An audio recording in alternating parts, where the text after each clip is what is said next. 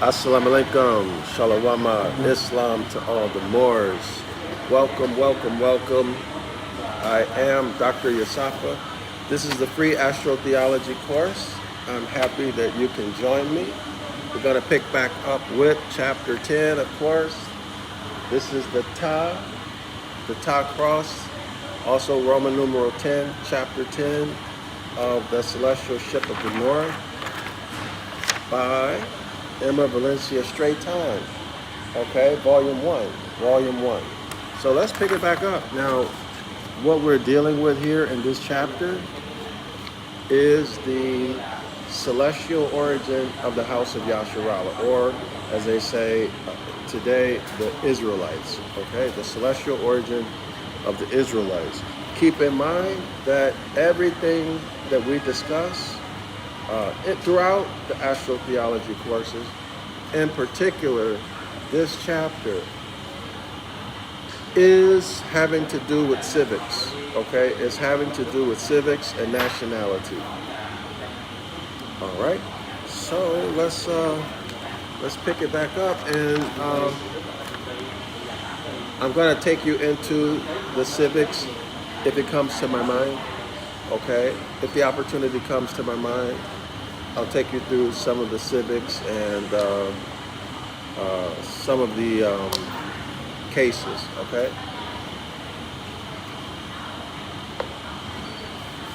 I have the book with me, I think I have the book with me. All right, let's pick it up. Oh man, something came to my mind. You know the Ta cross? This is the Ta in the Ancient Ibaryath, which is also Phoenician Canaanite or Canaanite Phoenician. Some people call it Paleo Hebrew. This is the Ta, the pictograph Ta. Okay, y'all? The pictograph Ta. Note that there are 4 corners. This pictograph Ta, in my opinion, also others,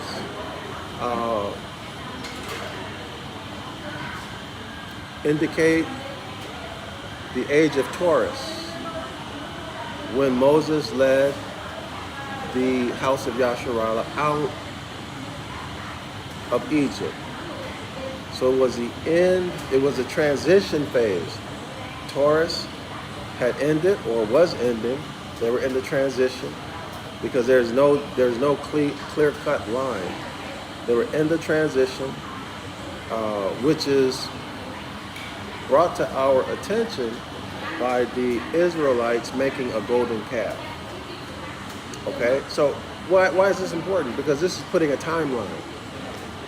When you can put a timeline on something, well, it's easier to put names and places into the story. Okay, and then you can do everything from that point, right? Because you can look at the philology, the etymology, you can start to uncover the lies. Okay, you cut the lies out. But anyway, here's the point I want you to know. We're talking about the end of the age of Taurus. The end of the age of Taurus. Okay, all the way until today. But anyway, these are the 4 corners.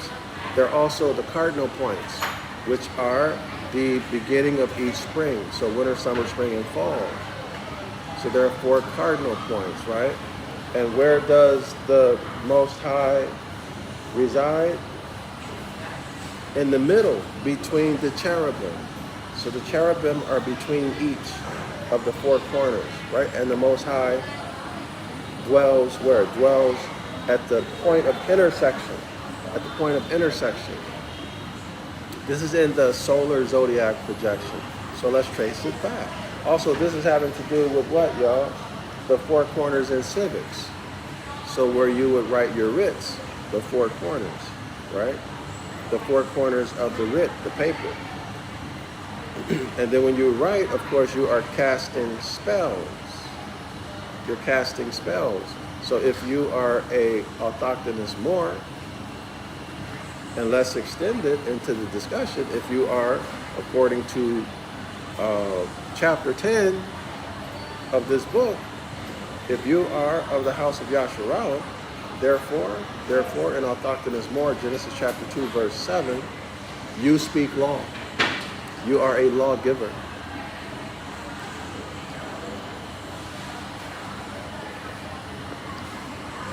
Hope everyone understands that. You speak law, you are a lawgiver. Just like Moses was a lawgiver. But all of the Orthodox Moors are lawgivers. Why? Because of the first Hermetic law, mentalism, and of course the Hermetic law, which is in religion said to be the Holy Spirit, which is gender, the Hermetic law of gender. All right? But anyway, also correspondence, as above, so below, as below, so above. Okay, well anyway, I kind of got off topic here, but let's get back into the discussion. We are on page 100 and page 140. No? Did I been? Hold on, y'all. Page 149. No.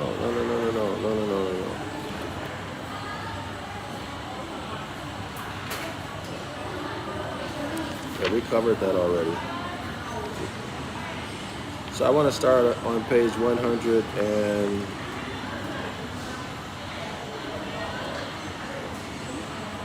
for some reason my memory is telling me 152. Hold on, y'all. Give me one moment.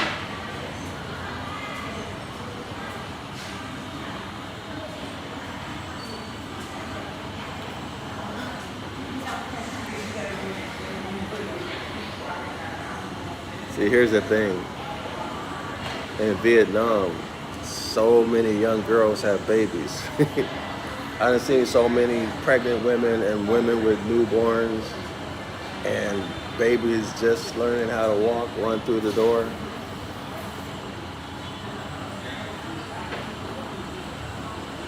Hold on, y'all.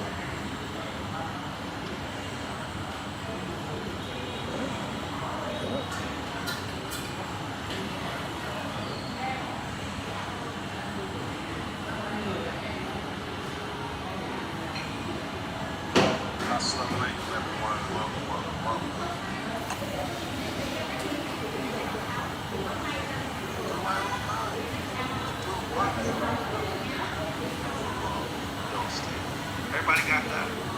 Whereas the solar right, Give me 1 second, y'all. the solar right reckoning of reality is all how we reckon reality.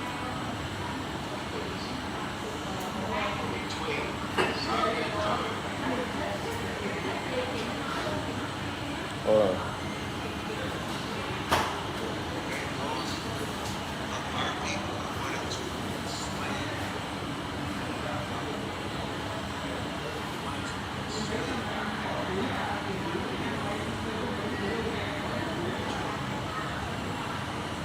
One second. The wars.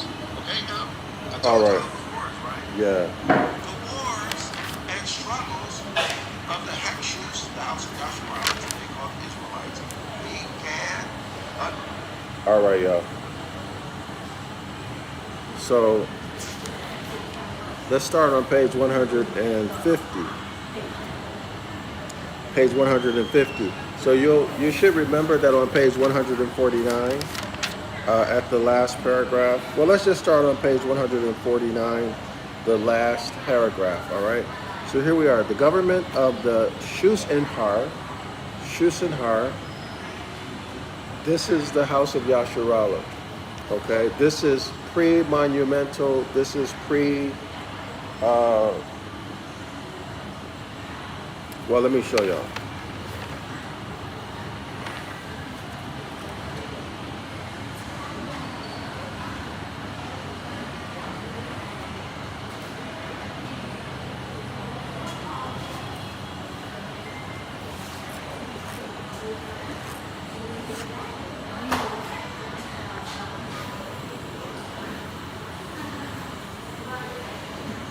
Y'all see it?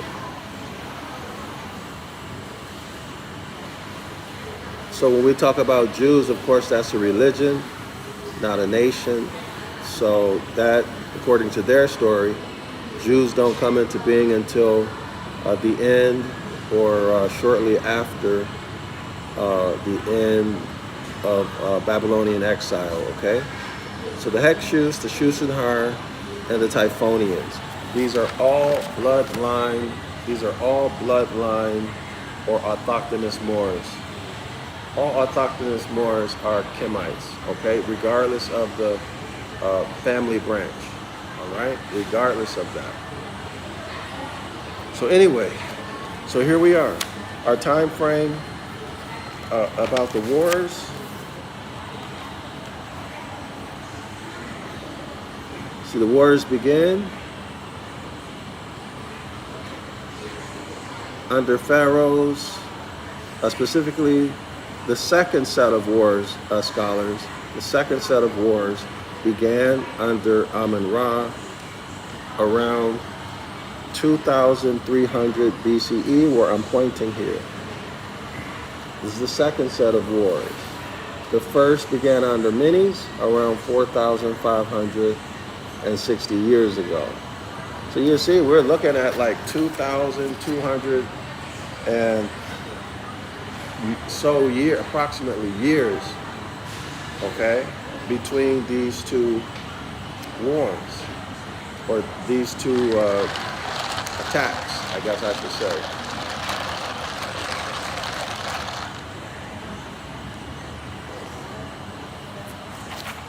All right, so here we go. The government of the Shusanhar belongs to the most ancient in the world. Quote, the original service of that of the Shusanhar, the ancient theocracy represented a government assumed to be divine with no monarchy, but that of divinity. Does everyone understand? So this is why we Moors, we can say that we have a theocratic government, but there is no monarchy. There is no monarchy. What's the monarchy? Divinity. Well, what's divinity? Divinity, divine, of celestial origins, having to do with the heavenly bodies, or with the celestial bodies. Do you see how that was remixed into dogmatic religion?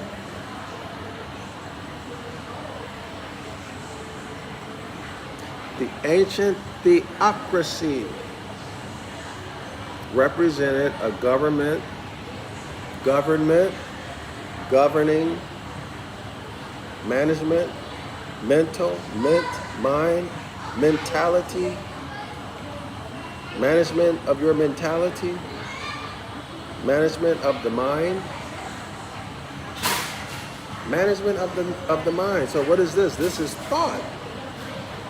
This is the activity of the mind called thought, or referred to as thought. Does everyone understand? Everyone get it?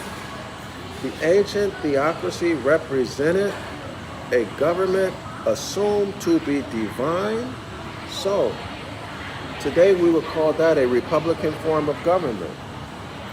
A republican form of government. Assumed to be divine with no monarchy but that of divinity. So therefore, the people have the power within themselves to ordain and establish the Constitution for the United States of North America. When it was done, okay? The organic Constitution, that's where the power comes from. Okay, that's why the people have the power to establish, maintain, and to get rid of a government, because the power is in the people. Right? The people are in full life.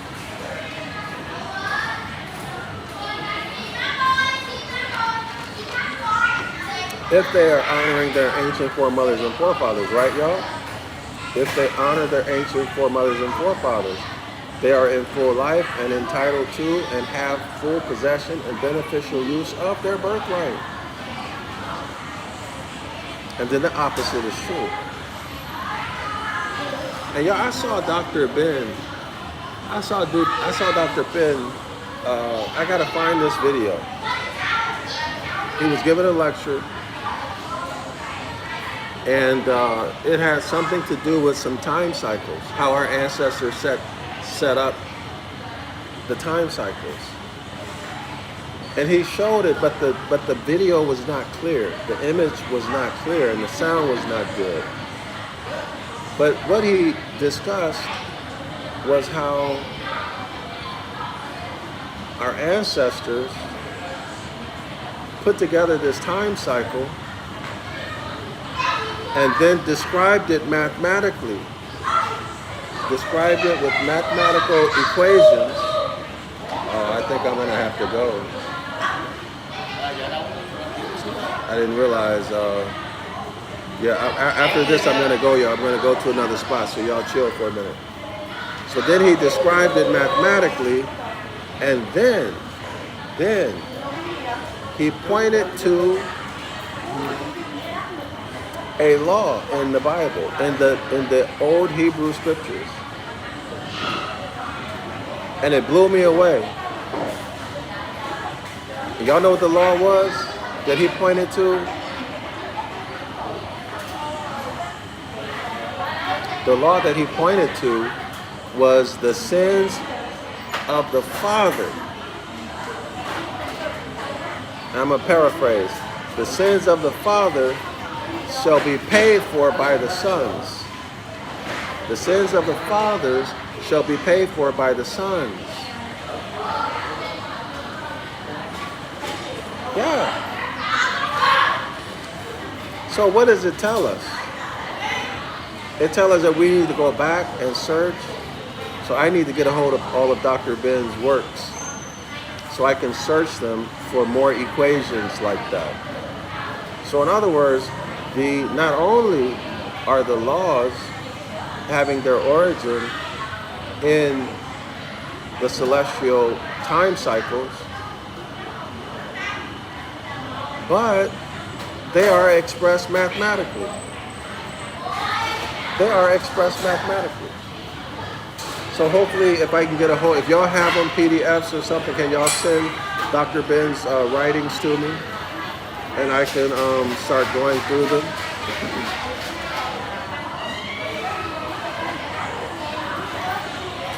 That's ice cold.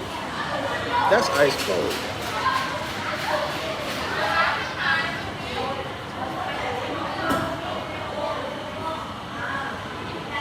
But not surprising at all, right? Because geometry is part of our ancient, a big part of our ancient culture.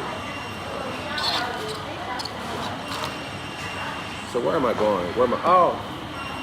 So the sins of the father shall be paid for by the sons. That's a paraphrase. Today, what is this? This is called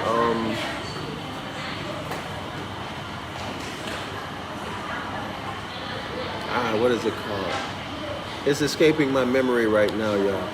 But when I go to the next spot,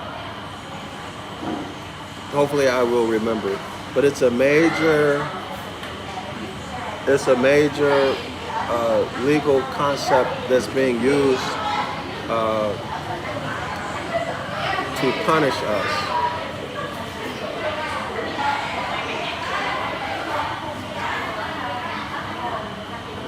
I can't believe I can't remember it.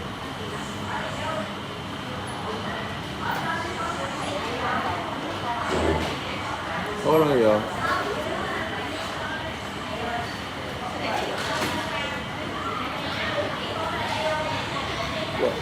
Well, it'll come to me. Let's move on. Y'all get the point, right? Everyone gets the point. Now I'm telling y'all this so you can join in and do the research. So you can join in and it won't just be me doing it. So let's continue. It is the oldest form of government in the world. Y'all hear that? The Republican form of government is the oldest form of government in the world, and it is not a Republican form of government with democratic representation. That's BS. No. It's self-governance, power in the people. Priests or judges were the lawgivers. And every lawgiver is a priest and a judge. So therefore a lawgiver. And of course a priest is not a religious priest. It is a scholar. And representatives of the people. So we see this in the Old Testament, right? When there was a problem, the Most High would raise up judges. Deborah was one of those judges. The Hebrew quote unquote mixed multitude. What is mixed multitude referring to? Well, we are somewhere around 2300 BCE. So this is referring to bloodline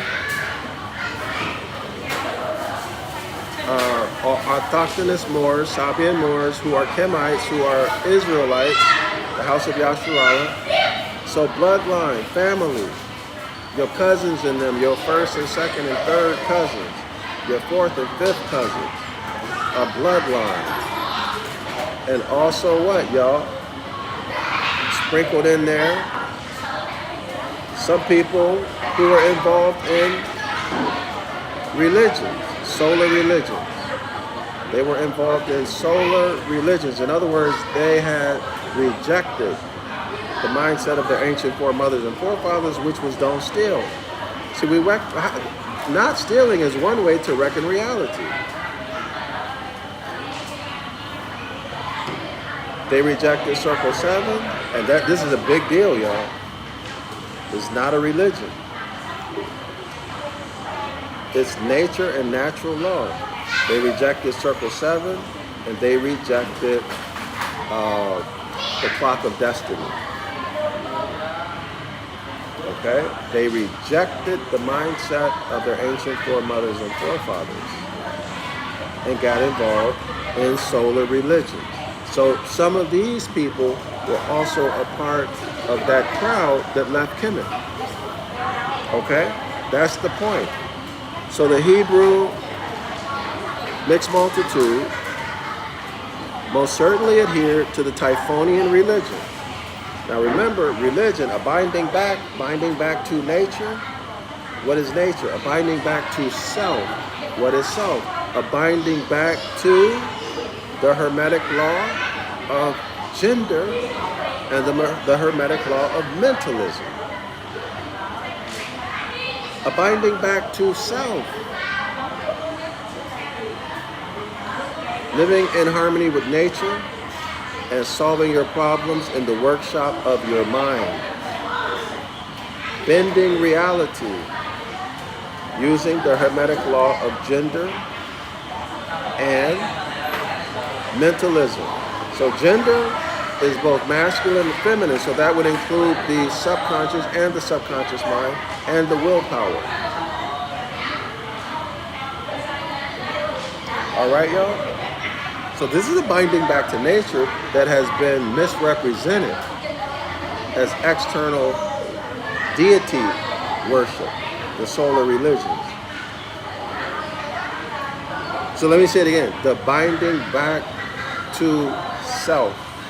I, self, law, am master. The binding back to self. Going into the workshop of the mind, thinking and solving problems, bending reality to create your own reality. All right? So let's continue.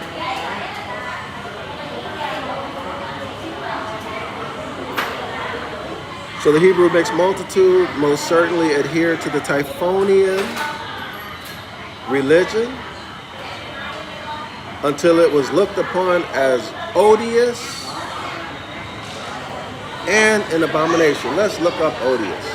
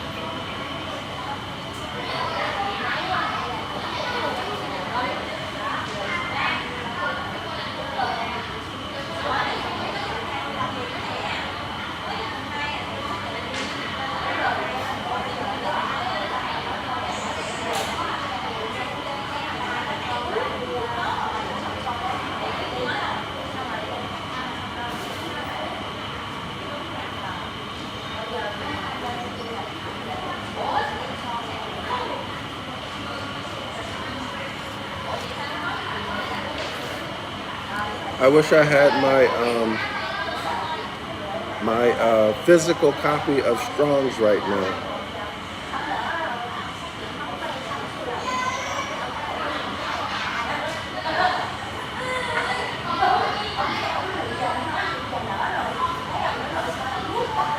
So one thing that's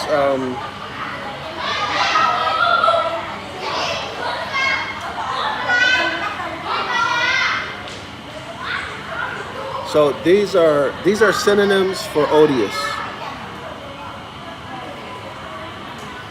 Synonyms for odious. Take a look at that.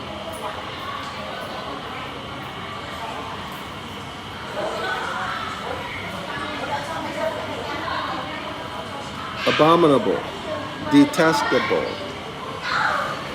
execrable, hateful.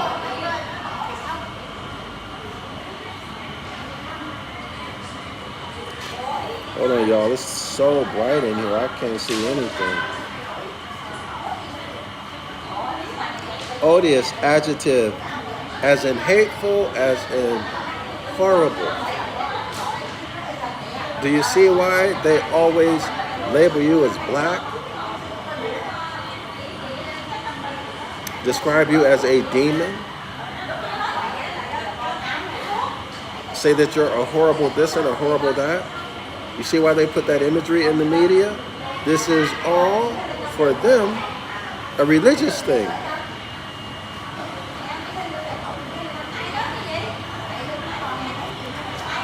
Let's look at more synonyms.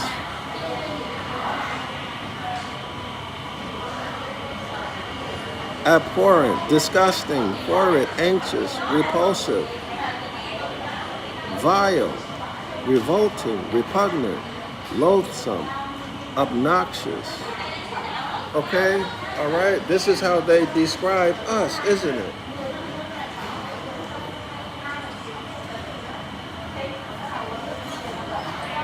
Especially when they commit crimes against us, especially violent crimes against us, right? And that's also the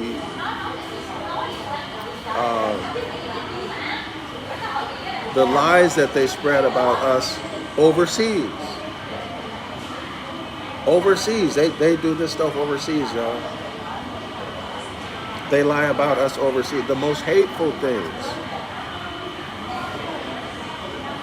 And I know for a fact because I've experienced it. Those are the stereotypes and the rumors that they spread about us. But anyway, I'm not going to go further with odious, okay? After the expulsion of their last king, who was called Sut, S-U-T,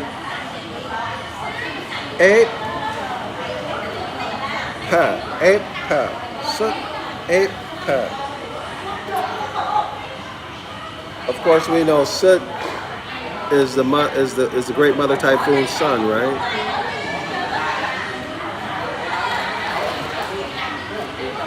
Y'all be patient. I'm gonna finish this paragraph and then I'm gonna bounce to the next, to a better place, my usual spot. All right. So the Osirians were the first to overthrow us. That was in 4,560 approximately BC. So the Osirians and Ammonians, that's the Amun-Ra squad, again came into power. Do y'all see that? Again came into power. Their city Avaris, this is the Shusenhar, who are the autochthonous Moors, Sabian Moors, today Israelites, okay? Their city, the Israelite city, was depicted as quote-unquote the home of the leg. Now, of course, the home of the leg, this is circle 7 because the leg is the thigh of the Great Bear. Today they call it the Big Dipper. The 7 stars that make up the Big Dipper. 3 make up the handle, 4 make up the dipper.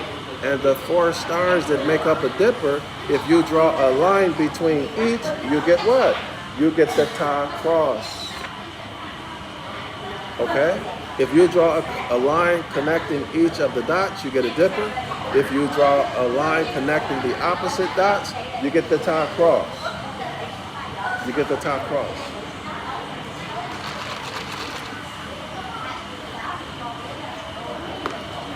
You must remember also that there never was a time when man was not. Time, of course, time cycles. Our ancestors created time by drawing a boundary around that which is boundless. And Mitzvah, the second star of the handle in the Great Bear, is the origin, is the celestial origin of all autochthonous men and women, or sons with and without a womb, mother and sons. And what happens? They originate, or we originate there, and then the genetrix, or the celestial womb, the dynamatrix, is the dipper of the Big Dipper. So we exit out of the door, or the celestial womb of the dipper, go into the terrestrial region where we're at right now, and mix with soil or land, and we manifest as flesh and blood men and women. Everyone see that? So of course we have the authority to establish and ordain a constitution. Of course we have the authority to reserve the rights of the people in that constitution, which is, I believe it's Article 10. Okay, of course we have the right to empower a legislative and an executive and a judicial branch, and to provide checks and balances. We have that authority in us. Nobody gave it to us, and nobody can take it away. But you can be tricked out of it. You can be attacked psychologically or undergo psychic attack, psyops.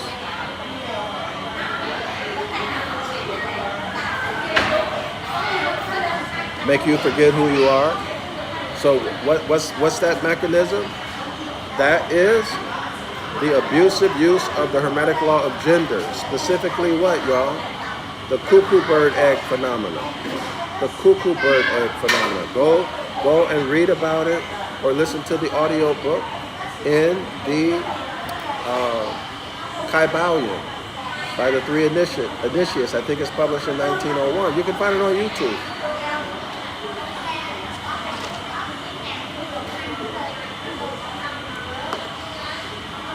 Yeah, you can be pushed into a mindset that's not your own. So this is why great men like Noble Drew Ali told us to return to the mindset of our ancient foremothers and forefathers, and to leave this satanic mindset. Y'all gotta watch Mark Passio's videos on YouTube. He has a website. But you get his website on Google search it or search it on YouTube. But y'all search Mark Passio, Passio. He talks about Satanism, what it really is, and it's not what you think it is. Okay, he used to be a priest and left once he realized what he was doing. Once he realized what it was about. And his teachings on natural law. Y'all go watch that, okay? But it is a state of mind. And you will quickly realize that you are in a satanic state of mind. You have a satanic mindset. 99.9999% of the people who walk this earth have a satanic mindset. I don't care what religion you are, or if you are a Hebrew Israelite or a Moor. Don't say no until you go check it. Don't say I don't before you go educate yourself. you'll understand better what Noble Drew Ali was talking about when he said return to the mindset of your ancient foremothers and forefathers, which is natural law. Don't steal. In civics, don't injure anyone. Okay?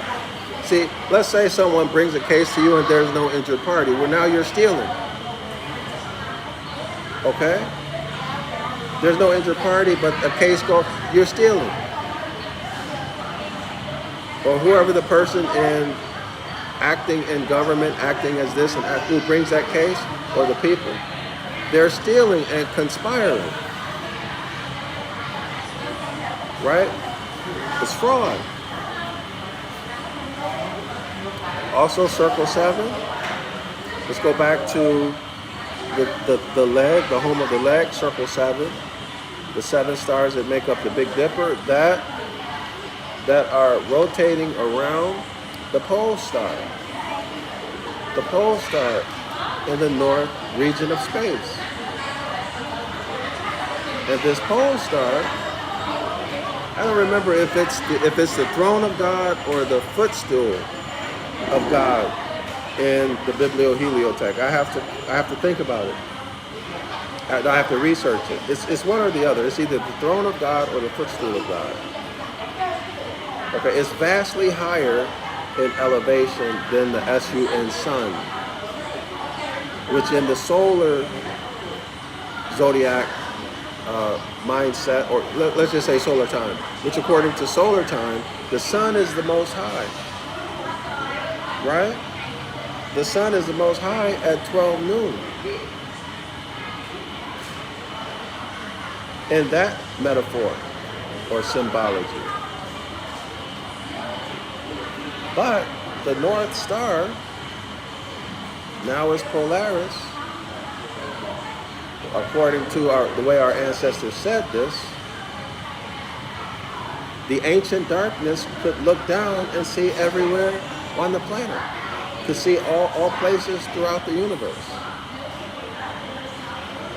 Okay, y'all, so this is the leg or the thigh of the Great Bear, which today is called the Big Dipper, made up of 7 stars.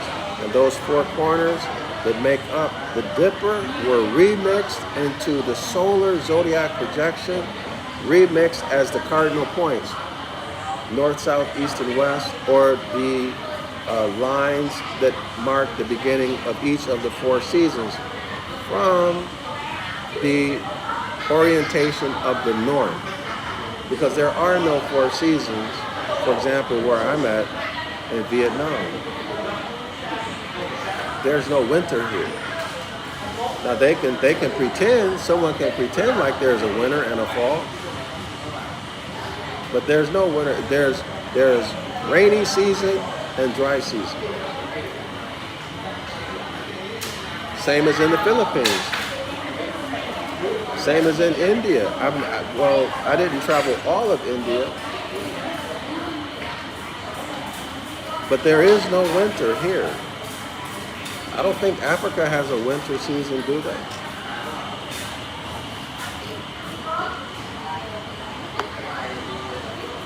Okay, so now we're talking about the North Gate. The North Gate. So, the North Gate, the South Gate, the East Gate, the West Gate. This is the 4 corners. Okay? And what? We have the 4 corners and the 90 degrees, or the square. Also the squared circle, right? Okay, so let's continue.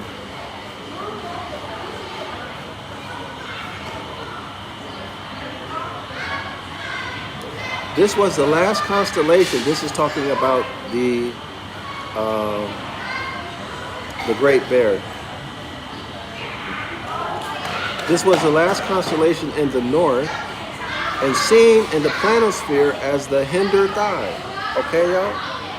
The planosphere is just a map of the celestial bodies. All right, so the home of the leg means the hinder thigh, means today the Big Dipper, okay? Symbol of the mother typhoon and the matrix of the world. Now, I just explained that to y'all. The hinder thigh is today called the Big Dipper, also called the, what do you call it? The home of the leg. So thought,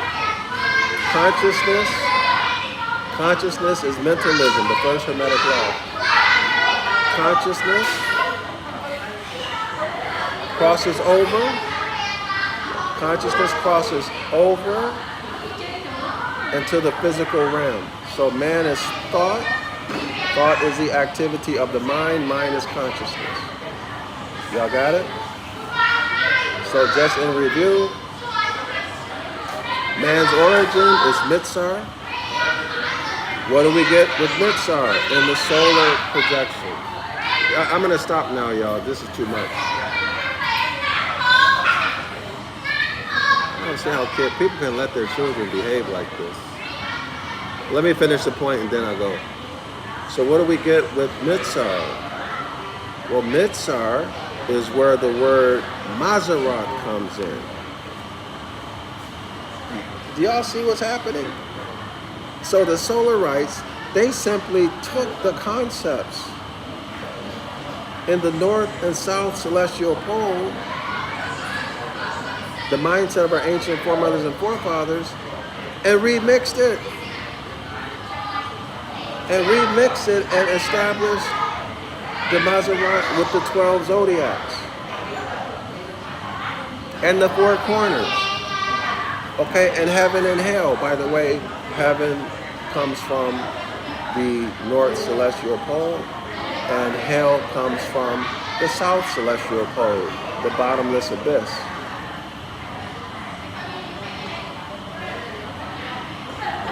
In the solar religion, even in the solar zodiac, the Escheat sun at the summer solstice takes on the title as Christ. At the winter solstice, the sun takes on the title of Hashatan, or just Shaitan, Satan. And then devil, evil things occur in the dark. Take the D off of dark, prefix it to evil, put it in front of evil, you get devil. But of course, the poles are vastly higher and lower than the sun at the winter and summer solstice, right? So they just took that concept and remixed it and then monetized it. And later on, they tricked you into thinking you have a soul that escapes your body and goes to heaven or hell. They monetized it and put fear in you and told you that if you don't believe in this JC the Christ figure, if you don't follow their doctrine, you're going to go burn in hell. Bam, they got you. Okay, so you have a mindset that's completely different than your ancient foremothers and forefathers. You're scared to death. Scared of yourself, and you don't even realize it. Assalamu alaikum, Islam to all the Moors. I'll be back in about 1 hour. Shalom, y'all.